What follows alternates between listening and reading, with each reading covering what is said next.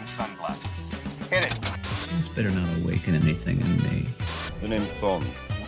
James Bond. Some days you just can't get rid of a bomb. I'm responsible for my own happiness. I can't even be responsible for my own breakfast. We have Santa Claus.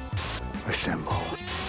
Ooh, welcome to Two for the Show, the movie review show from Nerd Here Weekly. I'm Riley Trahan, Senior Entertainment Editor at Nerd Here First. And as always, I'm joined by my comrade in these episodes and Chief Film Critic for NIHF.com, Deepak Chitnis. How you doing, buddy? I feel like Fede Alvarez movies are the epitome of the joke where they charge you $10 to get in but $20 to get out. Listen, but it's not because the man... movies are bad. It's just because the characters. Every movie is like, oh, we'll break in. Oh shit, we want to get out. That's way harder. They do have a tendency to want to leave. I understood from his earlier work why he was appealing for the genre, for the IP. And yeah, I think he understood the assignment. I think he really got the body horror of it down in a good way that we'll talk about for sure. But before we do that, we have some housekeeping we need to get to. Let's say you're a person who's been enjoying this summer back at the movies and you're worried that you're going to miss an episode. You've got a vacation coming up, back to school's happening soon. You've got fall sports that you're getting excited about. Don't worry about it. Don't sweat it. NIHF.com. Type in your email. Boom, you're done. It's in there. You don't have to worry about it anymore. Or if it's more your speed, follow us on the socials. NIHF at none of it, actually. It's Nerd Here First. Right? Yeah, it's Nerd Here First at everything. At Nerd Here First on Instagram, at Nerd Here First on Threads, at Nerd Here First on TikTok. That's it. YouTube.com/ Just not into the whole brevity thing. YouTube.com/Nerd Here First. If we get it, we'll let you know. We are constantly locked in a heated battle with the North Ireland Hotel Federation. But, you know, it's always possible. It's always a dream.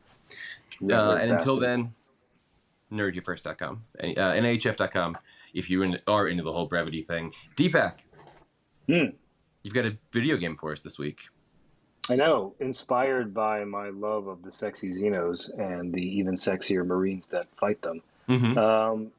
It's been collecting dust on my shelf for several months now, but I finally popped in Aliens Fireteam Elite. I have played a little bit of Isolation. I played the training mission twice. I was about to start playing it a third time before I realized, I don't really feel like it.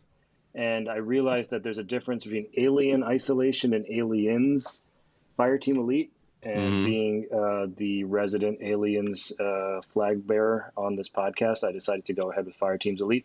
It's actually very similar to Halo, just in terms of gameplay, just in terms of aesthetic. It feels like, and this kind of goes into Romulus a little bit, I feel like there was a lot of video game inspiration with that movie, not just with Alien Isolation, but also the way that the face huggers were treated a lot like the Flood at times.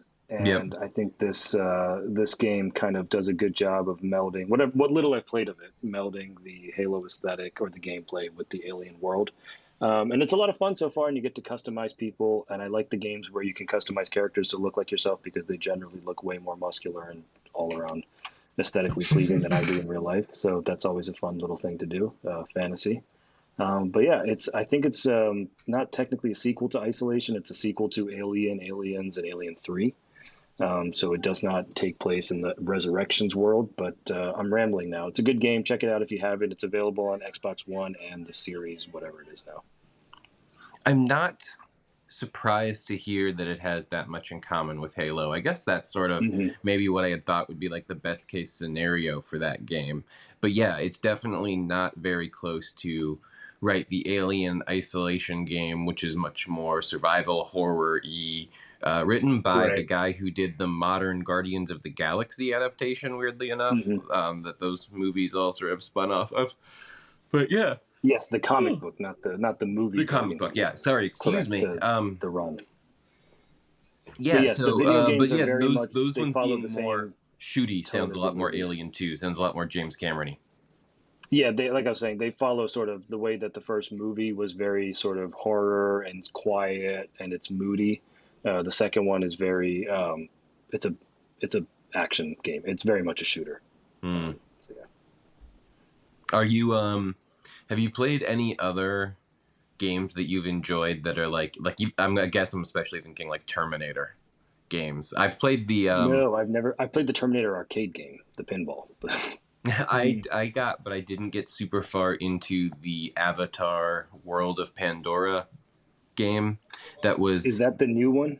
yeah. Well, Mm-hmm. it's coming up on a year old now, but yeah, came out in The reason December. I say new is because there was an Xbox 360 game when the original one came out. Yeah, no, this is relatively new, and really played like one of the Far Cry games, but I thought a lot better, like than a lot of those, like taking advantage of what those games had learned, and really made like the Cameron world super accessible by just like making you an avatar. Like you were just huge. You didn't have to like account for that or anything. You So just does it learned. have kind of that Spider-Man 2 open world kind of thing? Oh yeah, definitely. Yeah. Mm-hmm. And the map is gigantic, but it's it's sort of potted up. So like this section is where your first, story will all And take then place it'll inside slowly, of this. layer by layer, expand. Yeah, and the I world think for it's you. by home tree. Like as you expand out the world, I think you get new home trees. But that one I thought was good, but I've never really played like I say, like a Terminator game. And so for some reason, the idea of like a James Cameron verse video game feels like weirdly, I'm not sure about it. You know what I mean? I feel like his movies are generally pretty well predisposed to it. But maybe it's Again, because his action is so specifically well directed that I don't just know that you can like just drop in a first person camera and an endless supply of bullets and recreate what make his action sequences appealing. correct. And the interesting caveat with Fireteam is that it's a third person shooter. So Okay. Are you commanding the whole squad that way? no. You're commanding your one guy who I guess it's designed to be played more as a live co-op, but I'm not doing that. Obviously, I don't have Game Pass or anything like that. So I have Alpha and Beta, who are very clearly like mannequins, just ambulating mannequins that follow me around and help to kill the Xenos. But in the movie, they talk about how the guns, they recreate the shot of Hicks teaching Ripley how to shoot the gun, but with the new characters and how as soon as you aim, it automatically locks onto your target. That gameplay mechanism is in this game as well. Do you get the gun that's mounted on one of the Steadicams? No. It's just you get the shotgun and the pulse rifle. Bruno, do you know about that? In Aliens, one of the cool looking weapons is just like their gun prop. They like screwed it to one of the Steadicam rigs. Yeah. And it So they hold it like this, and then it's got a big camera coming out of a neck. Yeah. Yeah. It's like So one none of of my that. favorite uses of just like practical effects in a movie. We just had this lying around. This looks future. Throw a gun on it. Mm-hmm. Cool. Well, that's fun that you got that you're enjoying it. Do you think you'll take it through, or was it just to wet your whistle a little bit? No, I think I'm, as I enter this new phase of my life and I need to start becoming more of a homebody so I don't get tempted to leave the house and start spending money on things I don't need. I'm going to go ahead and start actually digging into this extensive video game library I've cultivated but not played yet. So there's, Shadow of Mordor on deck. There's Fallen Jedi and all sorts of stuff coming up. So I'm going to start working my way through those. And I am actually off and on playing Red Dead also. So. All right. Well, this will be good. Hopefully more to come. We'll stay on you about it. What have I been up to? I've been rewatching the first season of Rings of Power because I'm getting ready for that to come. I've got all sorts of books scattered all over the place, so I'm cross-referencing kinships and looking at family trees, hopefully getting ready for ready for whatever our coverage will look like, but hopefully getting ready for some exciting coverage. Stay tuned here for more, or if you don't want to, NIHF.com. Just type in your email address. Organic plug. So I've been getting ready for that. I have been finally wrapping up my my House of the Dragon Season 2 watch. Finally finished that up. I got Jack a little bit into Twin Peaks, so it's been a lot of TV watching for me in general. But I have watched a movie. Give me a second here to recall what I've been watching, because I have seen something recently that I had strong opinions on. It's just not coming to mind right now. Oh, you know what? Actually, I watched Twisters again. And because it's now on VOD, but it's also still playing in theaters. So I'm seeing a lot of people who are getting around to it now. So I'd had some people reaching out to me. So I threw it on the other day. I won't say I watched the whole thing start to finish, but I enjoyed it just as much. I still think it slaps. I'm having some people who are like maybe turning the corner on it, right? Like we've talked about that curve before, Deepak, of people who like ride the highs and lows. Like maybe people are starting to sour on like, oh, not as good as it was supposed to be or whatever. But I still think it rules. I still think it was fun. I still think it's got the juice. I think it'll be one of those end of the year movies that we're talking about. Oh, that was fun. That was a good time. It wasn't like an Oscar contender, but everybody enjoyed seeing it. So that's been one, and we're coming in on that now recently. Our schedule got a little bit goofed. Next week was supposed to be our Horizon special because we were supposed to have part 2 of Horizon. But I sort of, not to give away the whole bag on Horizon, but I sort of feel like we're coming into that part of the season when people are going to start catching up with like big summer hits on VOD. And like you're going to, Deepak, you were just doing this with Fall Guy last week, right? People I feel like are going to start coming home to roost on like stuff they missed from earlier in the year, catching up on things. Maybe we'll start to see some home video sales charts start to bounce around that way in a way that could be fun. I wonder how much of the IP stuff is driven in theaters by people who are kind of bought in already. And so there's a mellowing of the general opinion of something once it reaches a wider audience on VOD or after the dust sort of settles. No tornado pun intended. So, there's been a lot of positivity, for example, about the movie we're about to talk about. And I wonder once it reaches a more casual audience or wider audience, if some of that is going to even go up because maybe this is less divisive than what's come before it, the last 2 installments in particular, or it goes down because this is more made for the fans, and maybe not necessarily for the average Joe who just watches the xenomorphs whenever they happen to stumble into their multiplex, Well, I definitely think in an era where the opening box office weekend was going to be more like where the opening weekend is more and more important, it feels like it's more and more just preordained, right? Either you have pre-sold enough tickets with your concept or you haven't. It has nothing to do with good or bad, right?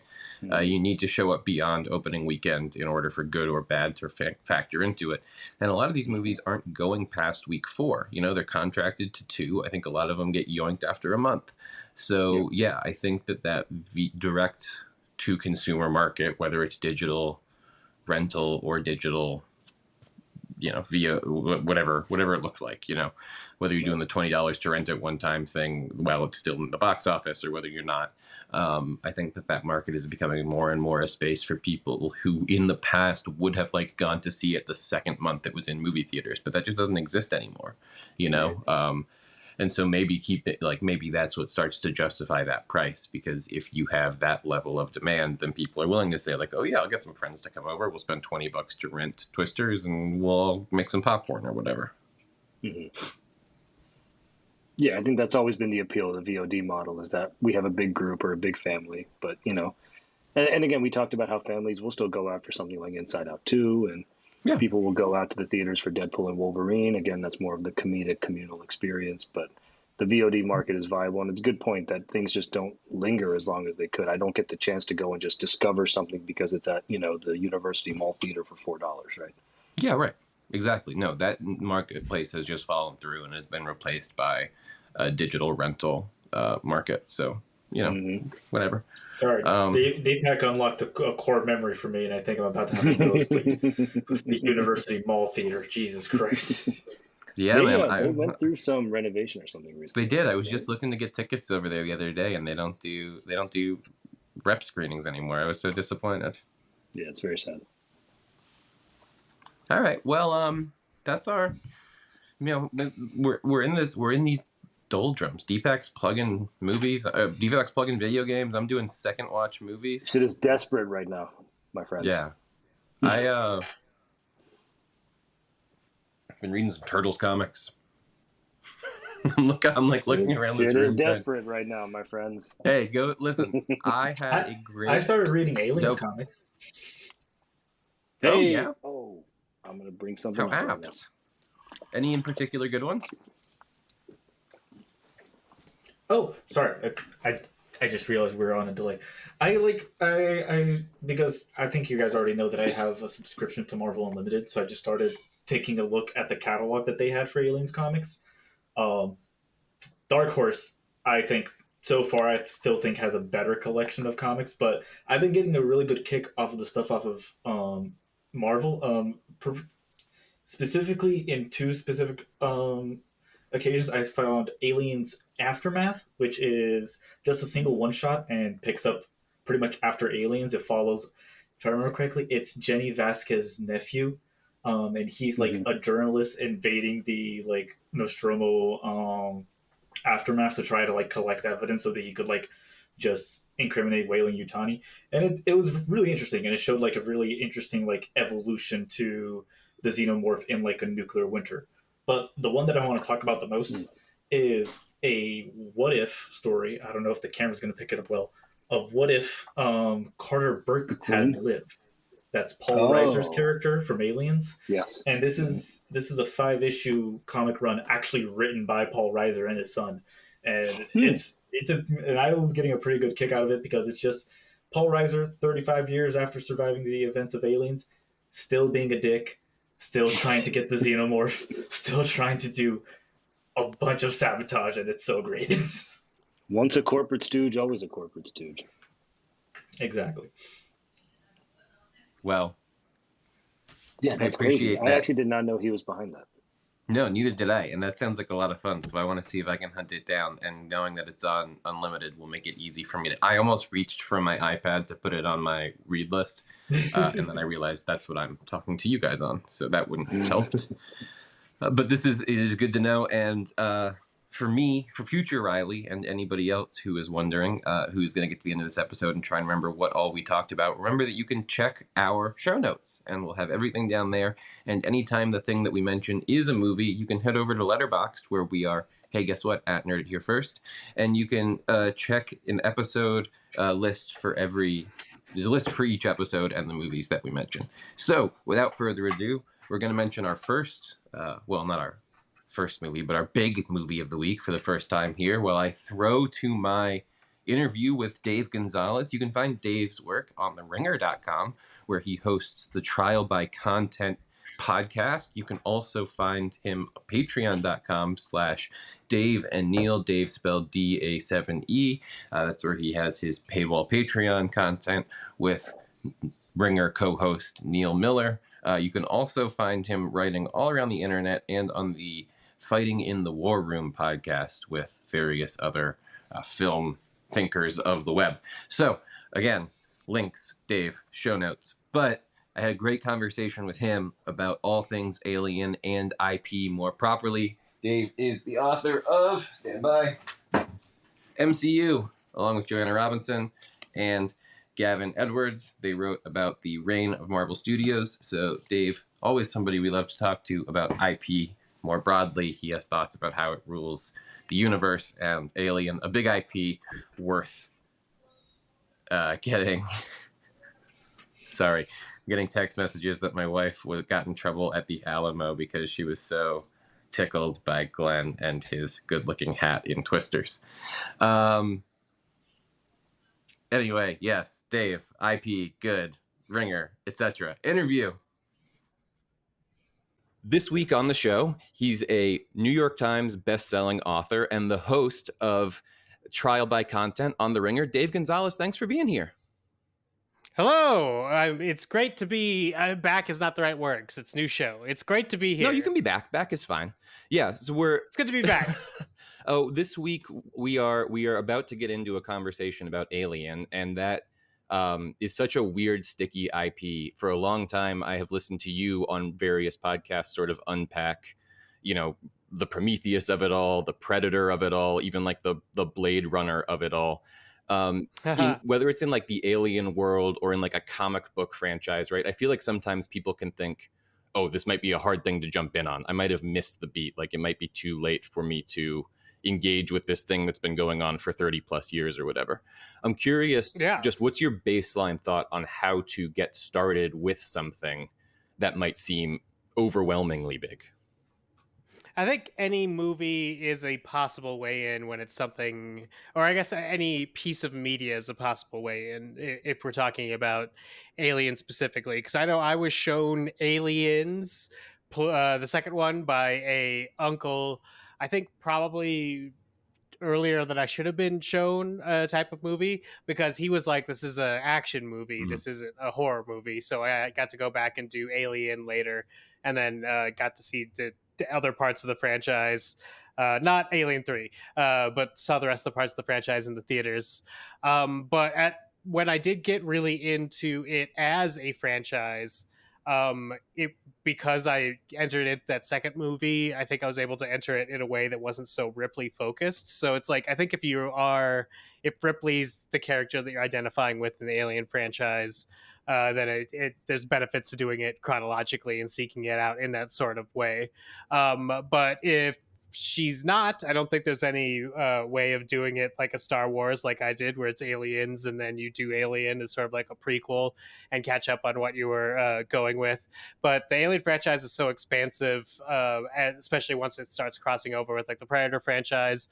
But I also enjoyed like the old S.T. Perry novels, like Alien Labyrinth or something like that. And those were much more, they took the idea of, being isolated in space or the company being bad, and sort of like took an individual idea that the core franchise is full of and expanded out on that. So I think for a big franchise, for Aliens, for Predator, especially for slasher franchises, with maybe the exception of Scream, but definitely for like Nightmare on Elm Street or Friday the 13th or things like that, Hellraiser, your way in is your way in. The joy is how to expand your enjoyment of the franchise and how many different avenues I think the series ultimately gives you for that. Because I think a lot of these, I mean, not the initial 4 Alien films, but I think things like Prey or hopefully Alien Romulus, which I haven't gotten to see yet, shows that it doesn't have to be part of the core franchise if it just has like, a recognizable monster Mhm. or something that links it, but is exploring a new time period or a different corner of the universe that we haven't seen before. As you were talking through that, I was thinking about your point that sort of your way in can characterize how you think about it. On your Patreon show that you do with Neil, you guys are doing Twin Peaks, and my experience Yeah. with that was seeing Fire walk with me before ever watching any Twin Peaks. I think that's definitely an example of how that can color it. But Yeah. in the Alien property, my like middle school boy exposure to capital M capital B exposure to the Alien property was through Alien versus Predator, which was Yeah. Okay. very much colored all of those movies for me for a long time, where I was like, no, they're just all stupid like action nonsense. And then when I eventually checked in with them, I was like, oh, there's a lot to grapple with here. But it's sort of in a similar way, like seeing that first thing, it can be easy to overassign or to color all of it in a particular way Yeah. for you. And it will also, if like these types of things are something that bother you or that bother the listener, it'll make some things very obvious as to what at least whoever's producing that piece of content thinks the franchise in. So Right. the kind of wild thing about starting with Alien versus Predator is like aliens are already on Earth, where it's like in the core Alien franchise, the threat of aliens getting to Earth ends up being the thing that we're trying to stop. So that's sort of interesting. Plus, it's like I can't imagine watching Alien versus Predator first and then watching Alien 3 and being like, how long is a gestation process? Really? Is it like instant? Is it like Yes. days, Yeah. Right. weeks? My image of the original chest burster thing in my mind for so long, I don't even know if it had any sort of gestation associated with it, just because there's not really a lot of, I don't know, internal logic stitching together, Alien versus Predator and then the seminal AVP. But I don't want to get us hung down on this part of it for too long. Okay. Just because we could talk Alien versus Predator forever. Obviously, there's a lot to chew on. I mean, we could just talk about incubation periods and what the thing comes out looks like, because then Ridley Scott comes back and is like, actually, it could look like this. And I'm like, motherfucker, what's canon? But yes. So, let's well, here, hold on. Okay, continue. if we're gonna do that, so this is a total aside, and this will be. We're talking about maybe when we cut it down, putting the best of, or like the outtakes or whatever behind the paywall. So maybe this ends up there. But my mom told me the other day that she's reading a book that is like a history of the female body and how the changes in it have impacted the changes in society just over time. And she said really early on in the book they referenced, and she was asking me, which Alien movie is this? And it's 4. But it's because they were talking about when she's gestating when Ripley is gestating the alien, and when she's pregnant with it, and so there you go. Even the least maybe artistically interesting of the Alien franchise ends up in these big-minded history books eventually. Well, I'm glad that they chose that one and that framing for it, because that's much more. I don't know. That's much more female positive, it sounds like. Than like the type of body horror that Alien initially began to be. But that's another great way for the franchise to grow, is just for it to be able to become more than what its initial horror vision was. Well, that's sort of what I wanted to get to, though. Is it's interesting how these sorts of mega franchises can also change over time, right? You were talking about comparing Alien to like a slasher film, and certainly the first one I think definitely lives in that vibe. But then the second one, sort of becomes much more sci-fi action, and then I think by the third one, there's a lot of ideas in the third one, but I don't know that I would ever call it like a horror film. Do you think those first 3 Alien movies are such an interesting example, because you kind of go from big street cred director to big street cred director to big street cred director. But I know you also coincidentally wrote a book about the Marvel Cinematic Universe, which passes between a lot of creators over time. Do you think that, how do you think that works, just sort of as a system for making movies? Or what are the strengths of it? What are the weaknesses of it? How can you respond to audience feedback or whatever as you're going through those changes?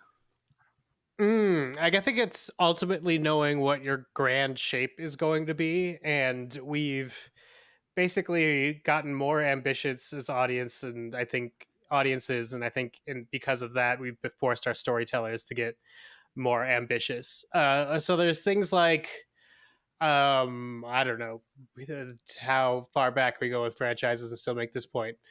Sir Arthur Conan Doyle writing Sherlock Holmes serials in like the Strand magazine, and he does it and he gets popular, and he's like, great, well, now Sherlock Holmes is dead, and he's like, I'm gonna go do other things, and that causes so much tumult that people get mad at him, like, as an author for putting this away, so he has to bring him back. And in order to like bring him back, the Holmes that comes back is different from the Holmes that was there initially, and we sort of start to distill it, but it becomes I think something that we had to go to the original author for while we still could. And over time, as like, first of all, he's dead, but second of all, it's been more and more of his stories have been released into the public domain. You get things that are Holmesian spin-offs. So they found the Holmes engine and they just want to apply it to what it is. But with both of those things, those are like, I think the closest thing it would be to in modern parlance would be like late 90s television, where it's like, we want a TV show that could last for 100 episodes, because ultimately your ending is either going to be storytelling driven or commerce driven, and 100 episodes used to be the borderline for syndication, right, which meant more money for everybody involved, even the actors and creators, because there was a financial thing because of their residuals to get a show into syndication. So you started seeing some stories, I don't know, if we're sticking with Sherlock Holmes' House, where they're like, let's at least get to 100 episodes, and then we're sort of good to go. And then you see some sort of I think stories that see that limit and then build the story sort of around it. Things like, I think Venture Brothers never expected to reach like 100 episodes. So, like, if we could get there, great. But each season sort of feels like a chance to tell a little bubble story and then maybe throw into the future, but not really know what you're throwing to. and so having to contain stories in that way. One of I think the more interesting things is like comic books, which at some point in the mid 90s to late 90s learned that like 60 issues was like 10 trade paperbacks. Right, yes. And so they're like, we're going to write a 60 issue story, like a Why the Last Man is a 60 issue story, because you could collect it sort of like that. So I think ultimately there are people who have this idea that sort of comes, and maybe when you have that idea, an ending comes with that idea, and that might be a good thing to base your IP on. Otherwise, if you're one of those middle creators who isn't there at the beginning and isn't told how to end it, I think what we're seeing that's sort of a struggle maybe with Marvel these days, or with some of these, I don't know, older IPs that are struggling to be as profitable as they once were, even though they should have, the 30 to 50 market, because that's the age they're sort of going towards, is that you need to create something that feels like an ending but doesn't actually end any of your valuable story points. So from a very cynical way of looking at having to generate more stories in a universe, you're like, what can I do that gives people more of stuff that's recognizably of this universe, that feels like it has an ending whenever my period of it ends, 100 episodes, trilogy of movies, one movie, short story, whatever my dictum is as a creator, but ultimately doesn't end that thing because that it still needs to be profitable in the future for whoever comes and picks up the story or the characters of the IP after me. So it's sort of like juggling all of those things. And I think what we've learned recently with something like Marvel, who I think was like, we're going to build up to the Avengers, and then they did it, and then they started to be like, well, what's our next step, what's our next thing to build to, have now sort of cut themselves in a rut because they did it so well that people want the gratification of the build and the climax of the build at the same time, and because they can't do those two things, they're really feeling the lack of an ending, or the lack even of a beginning in something like the Marvels, where I don't know. I never met anybody with this complaint, but I don't hang out with the people who would have this complaint. But there was this idea that with the Marvels, people would be like, well, I didn't see the origin story of any of these characters. Right. I didn't see Captain Marvel. Right. I didn't see the Marvels on Disney Plus or whatever. I didn't meet anybody who had that problem. But if they do have that problem, ultimately what that feels is whatever you're offered, you don't feel it beginning and you don't feel it ending. So it feels like a middle piece. It feels like a serial. And especially if you don't enjoy that installment, or there are years in between installments, it can start feeling like you have become victim of a money sink. It's interesting because as you describe that problem, it does really sound to me an awful lot like, not just the problem that's affecting maybe the MCU right now, but is sort of spilling over into a lot of different IPs right now, just where we see people's interest going to the theaters with. I think the comic. And we're back.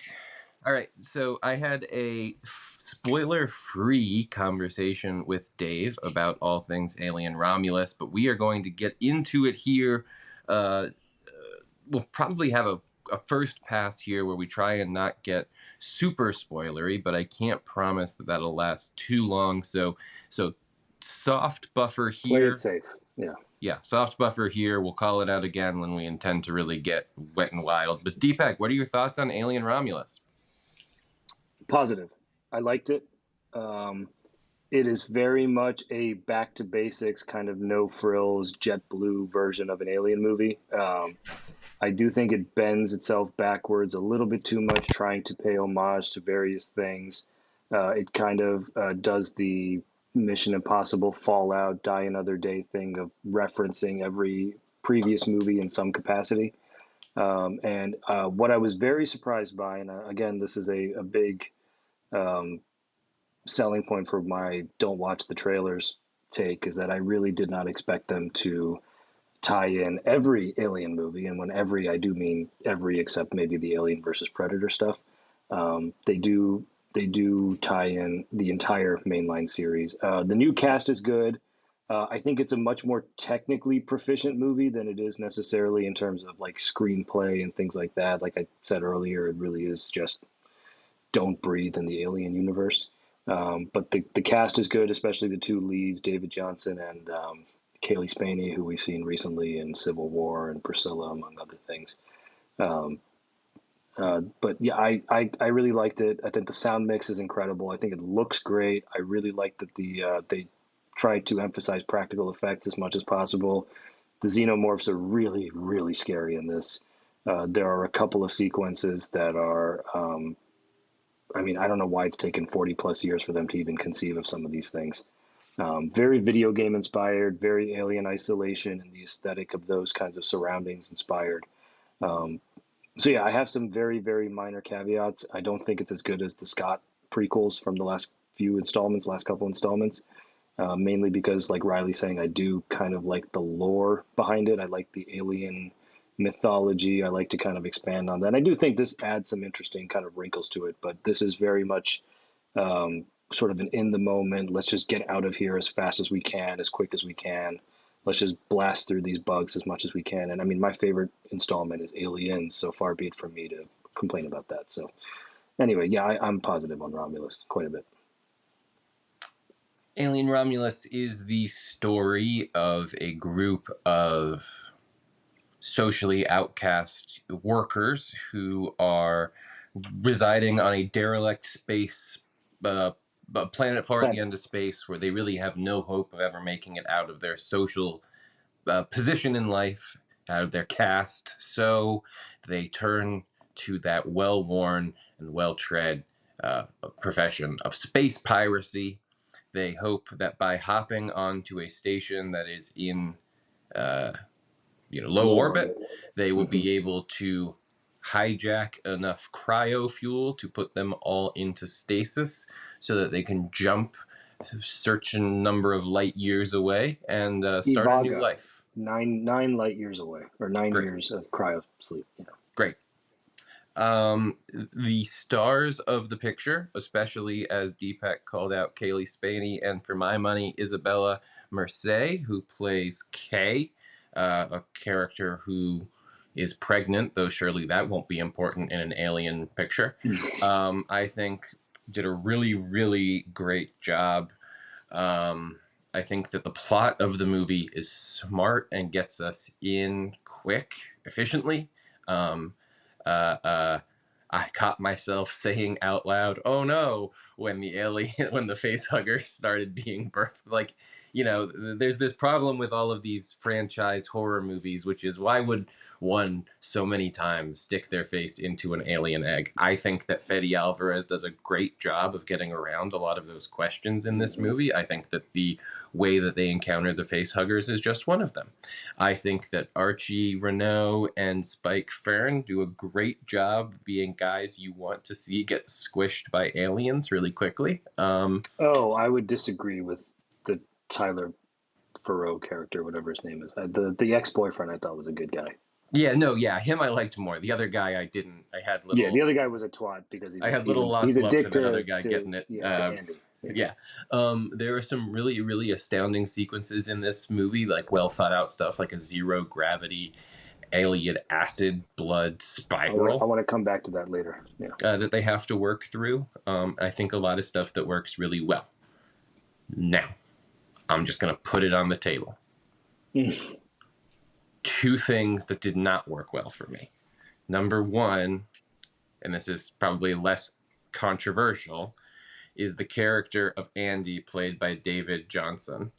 Andy is an android character who also has some hardware deficiencies, who then at a certain point upgrades his kit to an on-station piece of software that kind of slicks him up a bit, but also gives him the company line on things. I just wish this had been a little cleaner. Like, I sort of at some point, like, I get that, for example, he's allured by the fact that this, he feels more powerful, he feels more sophisticated, he feels like he's able to help more. But of course, it comes with the cost of being a company stooge, and I get that. But the discomfort of, like, he's sort of coded as having a disability, right? I mean, he's an android, but he sort of reads as having a disability, and there was this discomfort in that they didn't really address that his disability had gone away, right? Like it would be like one thing if he was sort of reckoning with that, but it sort of was unaddressed in a way that made me feel uncomfortable about it, and I just couldn't cleanly get on board with the metaphor of the whole Andy thing. I think it lands in an okay place, but it just felt like he was really the heart of the movie, and I just was like a little rocky on him. Now that so much farther down the list than what we really need to talk about here, which is the decision by 20th Century Fox, by Fede Alvarez, by somebody somewhere, to digitally recreate the face of Ian Holm on top of a prosthetic that looks like a torn up android from the first movie. Can I speak to this real quickly? Yeah, because I have a lot more to say, so go for it. Yeah. From a technical perspective, I also was a little questionable about it when I first came out of it, and I still am. In doing some more research, what happened was they hired an actual actor to say the lines, give the performance on set. Yeah. They kind of did the Army Hammer Social Network thing where they did a face replacement. Yeah. This apparently was done in full cooperation and support with Ian Holm's family. Apparently Ian Holm, in his later years in life, felt that Hollywood had kind of turned their back on him. He was a little bitter about the fact that he was never invited back to the franchise. So when Alvarez came to the family with this idea, they were actually fully on board with it. And so, yeah, just a little bit of technical context for what they did there.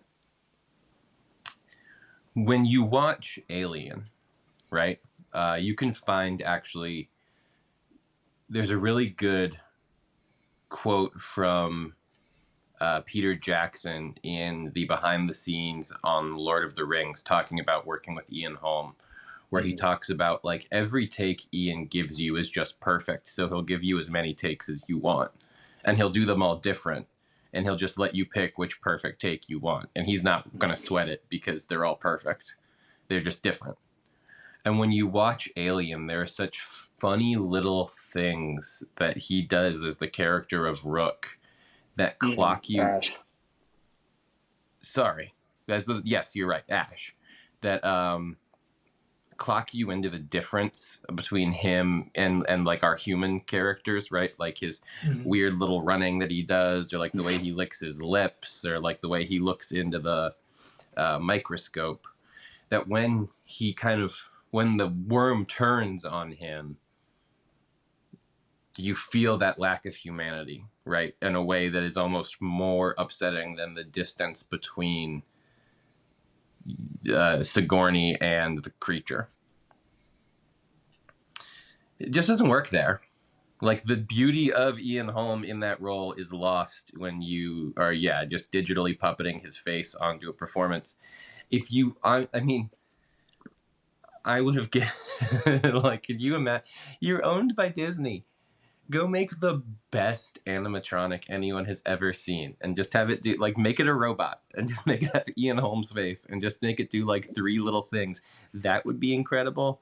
If you want to do a robot thing, you could even do something like what they do in, is it Alien 3? With when the robot from Alien 2 is all torn up, and he's just basically like a puppet at that point. Yeah. Like you could there are versions of this that I think would have worked. I am not completely out on the idea of somehow finding a way to work this legacy character in, but I don't think that this is anything like what Holm brought to the original film.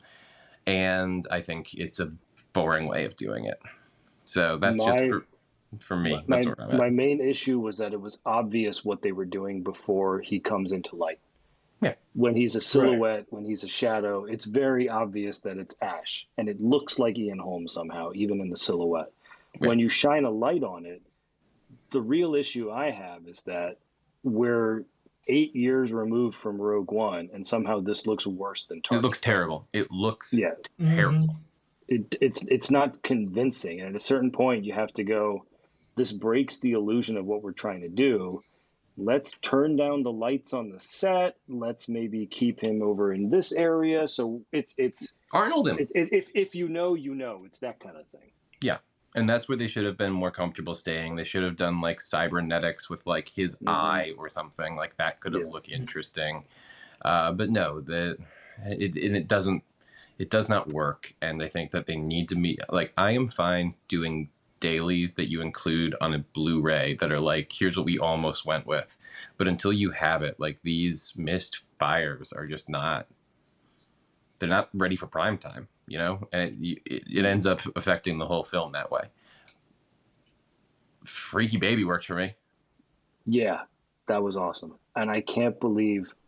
I remember watching it going, okay, they've ticked off the references to this, and this. Oh, they're going with Resurrections now. Interesting. Right. Yeah, okay. we're there. We have reached that point. And not even that, but the goop being straight out of the prequels. Prometheus and Covenant. Yeah, I was shocked that they even tied in Prometheus. But there's a part early in the movie when they talk about a payload on the station.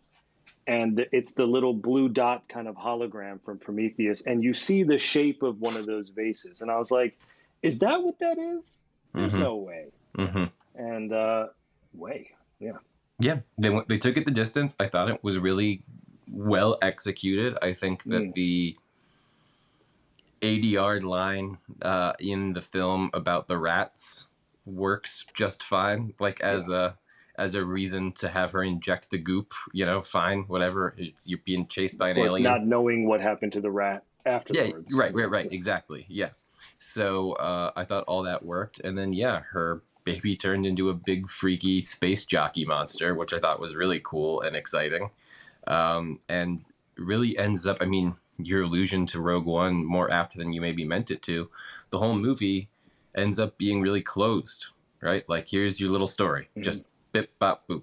And I'd be up for these, you know, this Prey was another example that was sort of in this lane of this level of budget, this level of storytelling, intimate, while still exciting, personal, while still epic.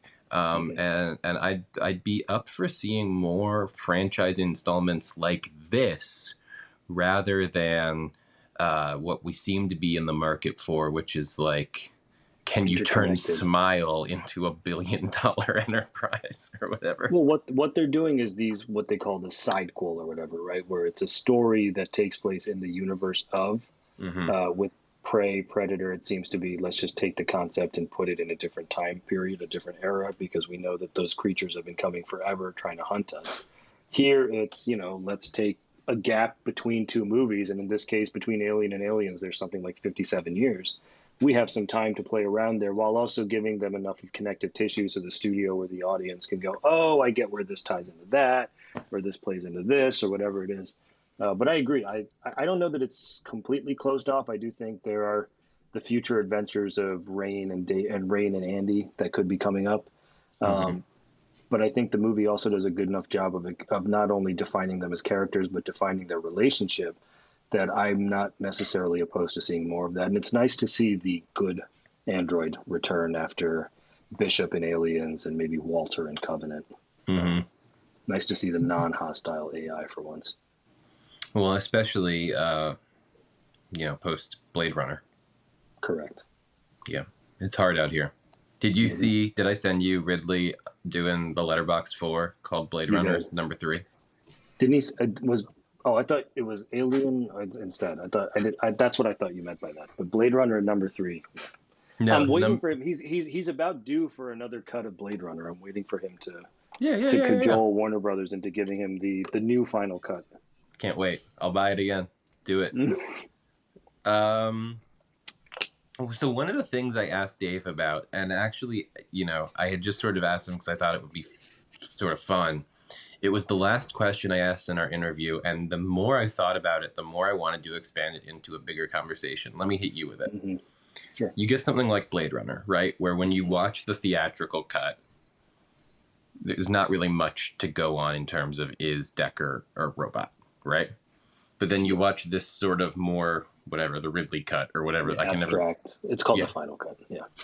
And that one really sort of hammers home this idea, right? Where do you think, like, what do you make of with these, because the reason we're talking about it is that Alien's such a big IP, right? Like it's almost like you have to think about how you grapple with IP and not just how you grapple with like Alien movies. What do you make of like a movie where like depending on which version of it, you know, like author intent changes, audience, you know, authorship can change, like all of that, you know, not even just between different movies, but now between versions of different movies. Like how do you kind of take all those ideas, sort of toss them up in the air, and what's your reigning thesis, your philosophy on living out here in the Wild West of creative authorship these days? So I'm going to throw at you a different example, which we haven't seen the result of yet, but there have been whispers for a year or so now that Michael B. Jordan is going to do I Am Legend 2. Right. And I Am Legend 2 is going to go off of the alternate ending that is only on the DVD and Blu-ray of I Am Legend. And the alternate ending is, of course, that Will Smith lives at the end of the movie. In the theatrical cut that most people have seen, he dies. He takes the grenade and he blows himself and the zombies up. But you can't make a sequel to that movie. So the sequel is going to be based off of the DVD cut that maybe 5 or 10% of the audience have actually seen.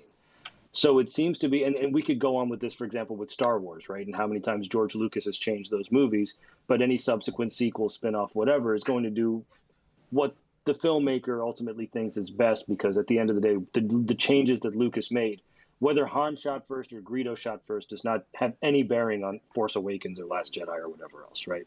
So I guess it depends on the magnitude of the change or the interpretation that the filmmaker is going with.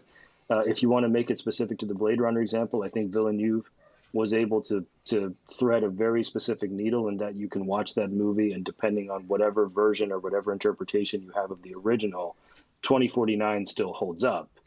It doesn't really matter if Deckard is a replicant or not for 2049 to have the impact that it has. So yeah, to answer the question, I think we're still in the Wild West, because I think we're now entering an era where we're going to see more of that. We're going to see, for example, someone probably try to do something with Fincher's Alien 3, right? But Fincher himself hates Alien 3. Do you go off of theatrical? Do you go off of work print? Do you go off of one of the unproduced versions with the wood planet that was never made? I would. It's like we're in a multiverse of what if kind of things. I was gonna say it's like it becomes a Deadpool 3 question, right? Where all of a sudden you're in a multiverse where you're on a wood planet that no one ever thought existed. These are in the wasteland of the Fox Alien universe. Yeah, right? Yeah, it's all in there. If you go far enough into the wasteland on the Fox planet, you will find David Fincher's wood planet jail. Exactly. Yeah. Bruno, did you check out Romulus? I did. Yeah. No, I thought it was great. You dug it? Yeah, I went to go watch it in IMAX and Dolby as recommended by Deepak, because I was able to watch it a couple days after he did his quick reacts. And I thought it was amazing. I personally really enjoyed the cinematography and the sound. Maybe a little bit contrary to Riley, I do think David Johnson was the best performance I saw in that cast. I specifically really enjoyed his duality between Andy before taking the Wutani chip and after taking the Wutani chip. There were times that like I even like second guess myself if it was a different actor, because it almost looked like the face was different with how he was like showing his emotion throughout different scenes. And I thought that was really good. I thought just going back to like the practical nature of the effects, except for Ian Holm, which we've already gone over. I'm not going to address it again, but I thought all of that was really great. I thought the pacing really took me through just like Alien and then Aliens and then Alien 3 or 4. Yeah, I start to finish, I thought it was great. They use an actual person for the hybrid, which was 7'7" basketball player. Yep. Right? It's like, yeah, that was amazing. So yeah, I was so ready for it to have Sigourney's face. There was like no reason why it should, but I was just resolved that it had to. I like that they had the balls to go with the engineer face. Yeah, me too. That is true. Yeah, no, I really enjoyed all of those callbacks, and just like, again, as Deepak had mentioned in his quick reacts already, just being able to tie everything together, including Prometheus and Covenant, which a lot of people like didn't really like. I'm sure this is now going to bring like some like lost love to those two movies. I'm definitely going to go back and rewatch it at some point. So yeah, Like I said, really the only nitpick would be the home situation. Yeah. Yeah. That was a rough one. Well, I think in some capacity next week we are going to try and talk Horizon. Originally we were supposed to be talking part 2 because it was going to be out, but we haven't really done a proper part 1 episode. Maybe we can. I've been cajoling Jack about Costner in general. If I can get Jack to watch Horizon, maybe we can get him on here. That'd be silly. But either way, we'll figure out what we're going to do, and we'll broadcast it on the socials. So make sure you follow us on socials at Nerd It Here First, so that you don't miss it when we announce it. Also, make sure you head over to the website, nihf.com, and subscribe using your email. And for just $5 a month, you can get access to all the great content behind the paywall. This has been Two for the Show, a movie review show from Nerd It Here First. It's hosted by me, Riley Trahan, and Deepak Chitnis. It's produced by Bruno Manessas. Our social media is coordinated by Sterling Haynes. Our theme music is by Purple Planet. Our art is by Wiki Rascals. And as always, I'm here to remind you not to forget to tune in next week to hear.